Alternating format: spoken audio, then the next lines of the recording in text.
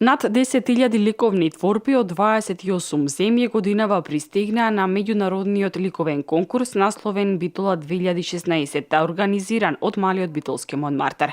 Денеска на пресконференција соопшти раководителот на детското ликовно студио Свети Кирил и Методи, Коста Хаџиантоновски. Конкурсот беше отворен од септември 2015 до февруари оваа година. Детското створештво е на висина, на голема висина, а ова изложба е една од главните манифестации на Битола покрај Малиот битолски Монмартар, бидејќи такви изложби што се организираат во светот има голем публицитет, да речеме како што е Канагава, Лидица од Полска, од Словачка, од Чешка, од Торо од Полска, Хадеработова, тие се места кои што има врвен квалитет на детско ликовно творештво. Меѓународното стручно жири од вкупниот број пристигнати творби на конкурсот за 34-та меѓународна изложба на детски ликовни творби избра 817. Нашата изложба е во тој поглед најафирмирана во светот, бидејќи ја знаат Македонија,